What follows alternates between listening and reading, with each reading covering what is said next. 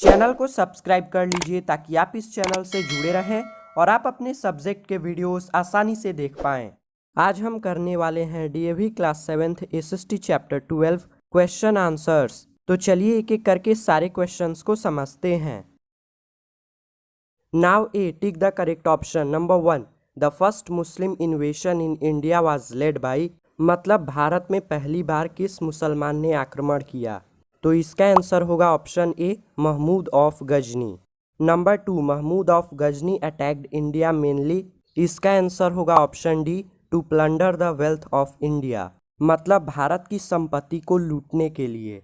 Number 3, who defeated Mohammad Ghori in the first battle of Tarain, तो तराइन की पहली लड़ाई में मोहम्मद घोरी को पृथ्वीराज चौहान ने हराया था।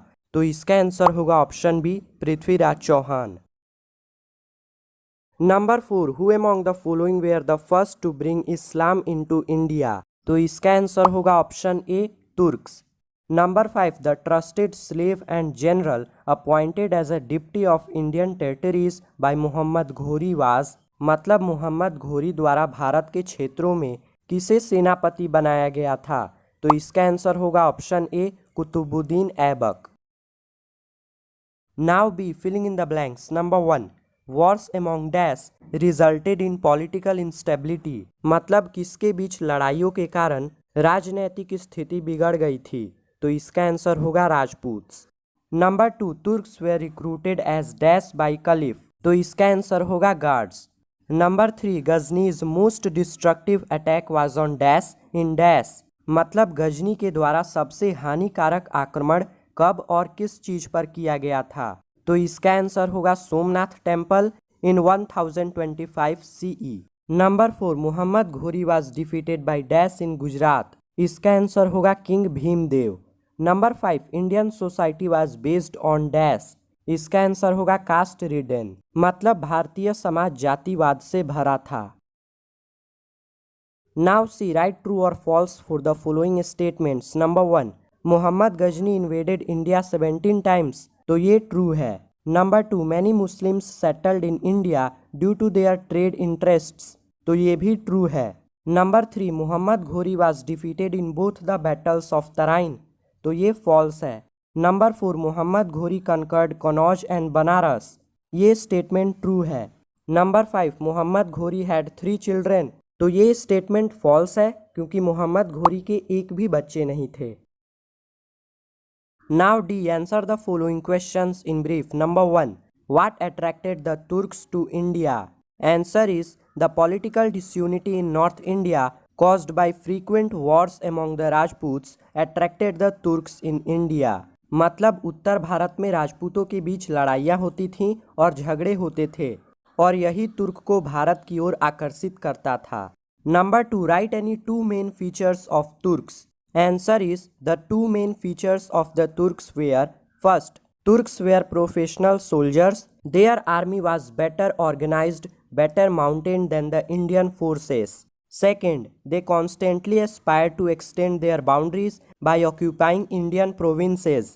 तुर्क की सेना भारतीय सेना के मुकाबले अच्छे से ऑर्गेनाइज्ड थी, उनके घुड़सवार भी बेहतरीन थे और वो लगातार अपने बाउंड्रीज को बढ़ाने के लिए भारत के राज्यों पर कब्जा करने लगे। Number 3, list the places that were invaded by Mahmud Ghazni in India. Answer is Delhi, Ajmer, Kannauj and Banaras were the places that were invaded by Mahmud Ghazni in India. Number 4, name the ruler who is credited with laying the foundation of Muslim empire in India, मतलब किस शासक को कहा जाता है कि उसने भारत में मुस्लिम साम्राज्य की नींव रखी? तो इसका आंसर होगा Mohammad Ghori. Number 5, who was handed over the conquered territories of Mohammad Ghori in India, मतलब भारत में मोहम्मद घोरी द्वारा कब्जा किए गए टेरिटरीज को किसे सौंपा गया? तो इसका आंसर होगा Qutbuddin Aibak handed over the conquered territories of Mohammad Ghori in India. Now E, answer the following questions. Number 1, how did Mahmud Ghazni extend his power? Answer is Mahmud Ghazni gained the control of Afghanistan and Khurasan. He was attracted by the great wealth of India and political disunity among Rajputs. So he plundered towns and temples in North India, like Nagarkot, Thanesar, Mathura, and Kannauj. His most destructive attack was directed against Somnath temple. मतलब मोहम्मद गजनी अफगानिस्तान और खुरासान को control करता था। वो भारत की बड़ी संपत्ति और राजपूतों के बीच लड़ाइयों के कारण भारत की ओर आकर्षित हुआ था। उसने उत्तर भारत में शहरों और मंदिरों पर कब्जा करना चालू कर दिया, जैसे नगरकोट, थानेसर, मथुरा और खनौज में। महमूद गजनी द्वारा सबसे विनाशकारी आक्रमण सोमनाथ टेम्पल पर किया गया था। Number 2, why did Mahmud Ghazni decide to attack India? Answer is Mahmud Ghazni wanted to make Ghazni a small hilly region into a powerful empire. For this, he needed wealth which he got by plundering the rich towns and temples in North India like Nagarkot, Thanesar, Mathura, Kannauj and Somnath. Mahmud Ghazni एक छोटे से पहाड़ी इलाके गजनी को एक powerful umpire बनाना चाहता था और इसके लिए उसे काफ़ी सारे धन और संपत्ति की ज़रूरत थी, जो कि उसने नॉर्थ इंडिया में जैसे नगरकोट, थानेसर, मथुरा, खनौज और सोमनाथ जैसे मंदिरों और अमीर शहरों को लूट कर हासिल किया था। Number 3, narrate the main effects of the invasions of Mahmud Ghazni. हमें बताना है कि महमूद गजनी के आक्रमण का क्या प्रभाव पड़ा। Answer is the main effects of the invasions of Mahmud Ghazni were. मतलब नीचे दिए गए पॉइंट्स में बताया गया है कि महमूद गजनी के आक्रमण से क्या प्रभाव पड़ा। Many Muslims were attracted for the trade interest. इसके चलते बहुत से मुस्लिम व्यापार की ओर आकर्षित हुए। Mahmud's invasions expose the weakness of Indian rulers and paved the way for establishment of Muslim rule in India. इसके जरिए भारतीय शासकों की कमजोरी पकड़ी गई और ये भारत में मुसलमान शासन का एक रास्ता बना। Mahmud's destruction of valuable and artistic temples and idols was a great loss to Indian heritage. इसके चलते भारत के महत्वपूर्ण और सुंदर मंदिरों और मूर्तियों का नुकसान हुआ। Number 4, list the reasons responsible for the defeat of Indian rulers. हमें बताना है कि भारत के शासकों के हारने का क्या कारण था। Answer is the reasons responsible for the defeat of Indian rulers were the disunity among Indian rulers, the common people were dissatisfied as they had no contact with the ruler. Some Rajput rulers helped the Turks against their own country. The feudal system weakened the power of the kings. Indian rulers used old methods and equipment in wars. Bharat के शासकों के हारने के ये कारण थे। उनके बीच झगड़ा होते रहता था। शासक से संपर्क न होने के कारण आम आदमी संतुष्ट नहीं थे। कुछ राजपूत अपने ही देश के खिलाफ थे और तुर्क की मदद करते थे।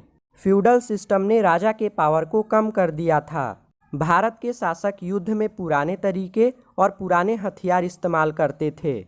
Number 5, differentiate between the aims of Mahmud Ghazni and Mohammad Ghori.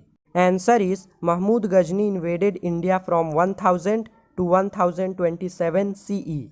His aim was not to conquer India but to carry away its great wealth. He invaded India 17 times. Muhammad Ghori invaded India from 1175 to 1206 CE.